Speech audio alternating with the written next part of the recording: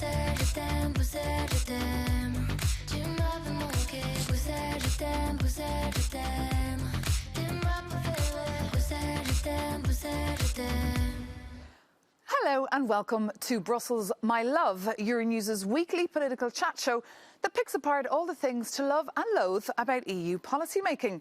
I'm Maeve McMahon, broadcasting from Strasbourg this week, where MEPs are meeting for their last voting session of 2024. Coming up on the show, 'tis the season to be merry. The festive season has arrived, a time to kick back and enjoy family and friends, and also to reflect on the year that was. From EU elections and a new European Commission to storms and floods, the year was dominated by disruption and turmoil, not to mention also being the hottest year on record. Before we welcome 2025, we ask, which were the good news stories this year? And are these challenges making Brussels stronger or weaker? And it's that time of the year again that hits our wallet hard. From Christmas shopping to family outings and parties, the festive season tends to leave us all feeling the pinch. Well, not quite all of us. New research shows that 1 in 3 members of the European Parliament gain extra income from second jobs on top of their generous salaries and perks. Now, it's perfectly legal, but what we're asking is, what message does it send? And is it undermining trust in politics? A warm welcome to our guests this weekend. Anna Stork, Austrian Liberal MEP with Renew Europe. Hannah Jalul-Muro, Spanish Socialist MEP. And Sander Smit, a Dutch Conservative with the Farmer Citizen Movement. Great to have you all with us. Thank you so much for being here. But as always, before we hear your views and your thoughts, let's just hear what exactly dominated 2024. It started in Taiwan and it ends in Chad on December 29th. The super election year 2024. More than 1.6 billion people around the world cast ballots in 73 national elections and the European parliamentary elections. In Europe and the United States, it was not a good year for incumbents, as voters put the blame for inflation, economic woes, and problems with migration squarely on the doorsteps of ruling candidates.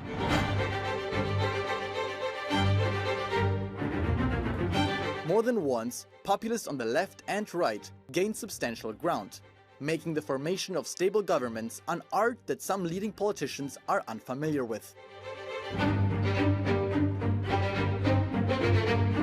One personality stands out though, Ursula von der Leyen. France and Germany may be paralyzed, but the old and new president of the European Commission survived all political storms of the year and enters her second term with much stronger political capital. Will Europe benefit?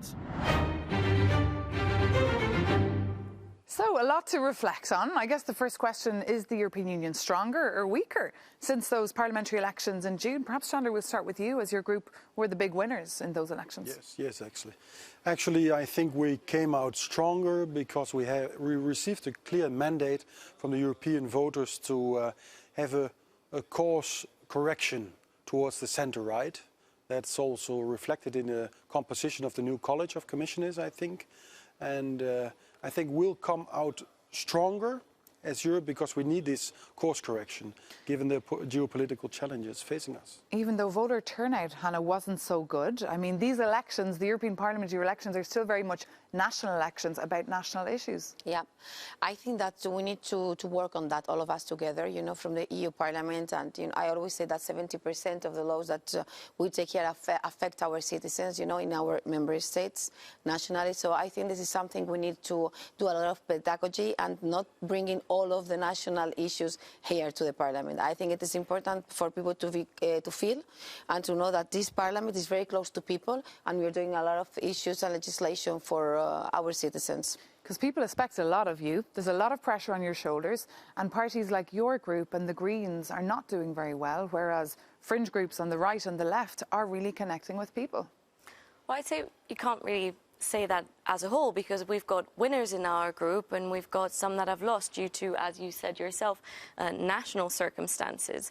I agree that I think actually it should be the other way around, and we see that national elections are also European elections, because what we do here affects nation states, and what nation states do affect the European Union, because we've seen as well that over the last 5 years, and I'm sure we'll see even more over the next 5 years, that it's actually a lot of ministers, national governments that actually block a lot of what we try to do and what we try to advance in the European Union. So national elections should be more of European elections in the future. And of course, there was that big EU summit this week in Brussels that we were following very closely. But just as the year does draw to a close, 2024, we wanted to ask people themselves what their expectations of MEPs were. So we paid a visit to the Brussels